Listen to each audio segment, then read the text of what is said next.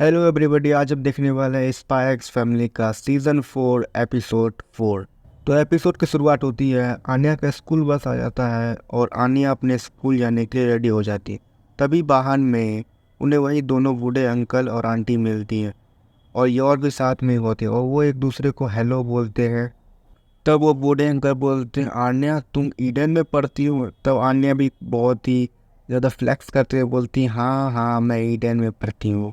फिर आन्या स्कूल के लिए स्कूल बस में चली जाती है। तभी और उन दोनों बूढ़े अंकल को बोलते हैं, अगर आज आपके पास थोड़ा सा टाइम होगा तो आप सिटी स्क्वायर पे ज़रूर आए, वहाँ पर हम लोगों ने डिसअपियर लोगों के लिए एक चैरिटी खोला है। वो बूढ़े अंकल बोलते हैं, चैरिटी खोला है? तब वो बूढ़ी आंटी बोलती है, हाँ मैं भी जब वेजिटेबल लेने के लिए मार्केट गई थी तब मैंने भी ये चीज़ देखा था, हम ज़रूर आएंगे। फिर वो बूढ़े अंकल पूछते, क्या वहाँ पे खाने पीने का भी स्टॉल लगा है? तभी और बोलती, नहीं नहीं वहाँ स्टॉल का फूड नहीं लगा, वहाँ पे पेनल्टी लग जाएगा अगर कोई भी इस तरीके का चीज़ करेगा। तो शहीद हुए थे देश की रक्षा के लिए, उन्हीं लोग के लिए चैरिटी इवेंट है। फिर हमें इवेंट का सीन दिखाया जाता है जहाँ पे काफ़ी सारे वॉलेंटियर्स जो वही सिटी हॉल में काम करते थे वही सब काम कर रहे थे। तभी एक लड़की से एक बॉक्स छूट जाता है और बोलती, मैं काफ़ी ज़्यादा थक गई हूँ। तब एक लड़का बोलता है, जल्दी जल्दी करो, हमें जल्दी जल्दी काम ख़त्म करना है क्योंकि इवेंट जल्दी शुरू होने वाला है। और हम देखते हैं ये और आसानी से काफ़ी सारे सामान को एडजस्ट कर रहे थे और ये सब ये लोग भी पूछ रहे थे, और तुम ये कैसे कर ले रही हो? योर बोलती है, ऐसा कुछ नहीं है। तब कोई दो लड़कियां जो योर की फ्रेंड होती है वो दोनों बात करते, सुना है यहाँ पर मेलिंडा डेजमंड भी आएगी, वो यहाँ पे कभी आती नहीं है और लगता है इस बार ज़रूर आएगी। ये बात सुनकर योर बोलती, अच्छा हाँ वो तो मेरी फ्रेंड है, वो भी यहाँ आएगी। ये बात सुन के सब चौंक जाते हैं। सब बोलते, तुम झूठ बोल रही हो, उतनी बड़ी आदमी तुम्हारी दोस्त कैसे हो सकती है? वो बोलती, नहीं नहीं हम फ्रेंड है, मैं झूठ नहीं बोल रही हूँ। तब उसकी एक फ्रेंड बोलती, अच्छा अगर वो तुम्हारी फ्रेंड है तो उसे तुम बुलाओ कभी यहाँ पर हमारे साथ घूमने के लिए भी। काफ़ी सारे सोल्जर्स आ रहे थे जिनका हाथ पैर नहीं था क्योंकि युद्ध के दौरान वो उन सब में चीज़ में क्योंकि वो युद्ध के दौरान घायल हो गए थे।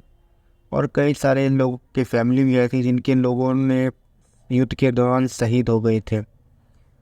फिर हमें एक लड़की के बारे में दिखाया था जो योर के ऑफिस में काम करती है। फिर यही सीन में हमें यही सब दिखाया था और देखते हैं अभी भी वो लड़की बहुत ज़्यादा थक गई है क्योंकि उससे और सामान नहीं उठाया जा रहा है। फिर हम देखते हैं एक सीन में हमें दिखाया था कि इलाइट वुमेन का टीम आती है जो बोलते हैं ये सिटी हॉल के वर्कर सब अच्छे से काम क्यों नहीं कर रहे हैं। फिर हमें वही लेडीज़ को दिखाया था, वो बोलते तुम लोग अपना काम जल्द से जल्द करो, तुम लोग को बिल्कुल भी अंदाज़ा नहीं, ये लोगों ने हमारे लिए शहीद हुए थे हमारे देश के लिए, तुम्हें इन लोग के भी काम नहीं करा जाता है, कब काम करोगे तुम लोग? इस तरीके से ये लेडीज़ उन लोगों को डांटने लगती हैं। तब ये लोग भी बोलते हैं आप लोग भी काम करिए हमारे साथ, तब ये लोग और गुस्सा हो जाती है।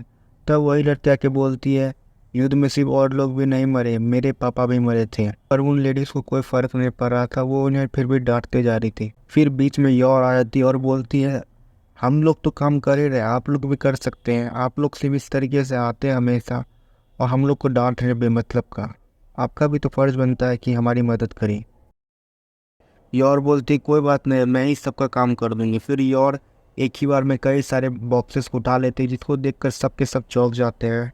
और योर बोलती, आप भी हमारी मदद कीजिए, लीजिए ये बॉक्सेस उठाइए। ये बात सुन के वो सारी लेडीज़ चिढ़ जाती हैं। तो हमें एक पास्ट का सीन दिखाया था जहाँ पे योर भी बोलती है, मैंने भी अपने परिवार को खोया था और मैंने काफ़ी मुश्किल से अपने भाई को पाला है। तो हमें स्टीव शिफ्टों को दिखाया जाता है। ये सब बातें सुन के वो लेडीज़ चिढ़ जाती है और वो योर पे थप्पड़ मारने के लिए हाथ उठाती है। तब अचानक से पीछे से मेलिंडा डेसमंड आती है और उस लेडीज़ का हाथ पकड़कर उसे रोक देती है। फिर वो पूछते हैं यहाँ क्या हो रहा है? तो वो लेडीज़ बोलती है, नहीं नहीं मैडम कुछ नहीं हो रहा है। तब मेलिंडा योर को देखती है तो वो काफ़ी एक्साइटेड हो जाती है और जाकर वो योर से मिलती है। ये सीन देखकर योर की सारी फ्रेंड शॉक हो जाती है कि यॉर्क सच बोल रही थी, उसकी फ्रेंड कोई नहीं मेलिंडा डेसमंड नहीं है। पर हमें फिर दिखाया था वही लड़की को जो बोली थी कि मेरे डैड भी शहीद हुए थे। तो वो चिल्ला के बोलते ये सब तुम्हारे कारण ही हुआ है और यॉर तुम इस जैसी लेडीज़ के साथ दोस्ती करती हो। वो बोलते इसी के परिवार के कारण युद्ध हुआ था और हमने सबको खोया था। और वह रोने लगते और वहाँ से जाने लगती हैं।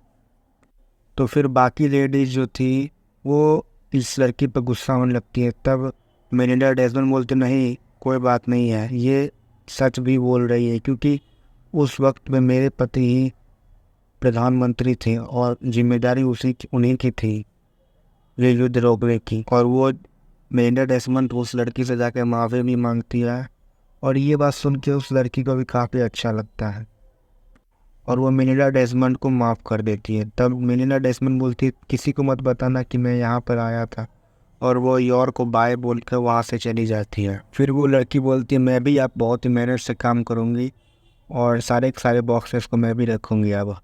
और वो लड़की भी फिर वो सारे कामों को करने लगती है और सभी के सभी वॉलंटियर्स काम पे चले जाते हैं।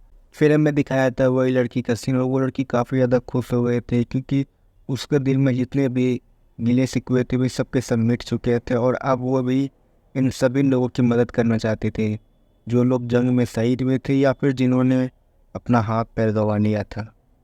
अब वो भी काफ़ी ज़्यादा ईमानदारी से काम करने लगती है और वो यॉर को जाके थैंक यू भी बोलती है, क्योंकि यॉर के कारण ही आज उसको काफ़ी ज़्यादा अच्छा महसूस हो रहा है। तभी यॉर की एक फ्रेंड बोलती है तुम इतने बड़े लोगों के साथ उठती बैठती हो, क्या तुम हमें भी कभी उनसे मिलवाओगी, क्या हमें भी डिनर पर लेकर जाओगी।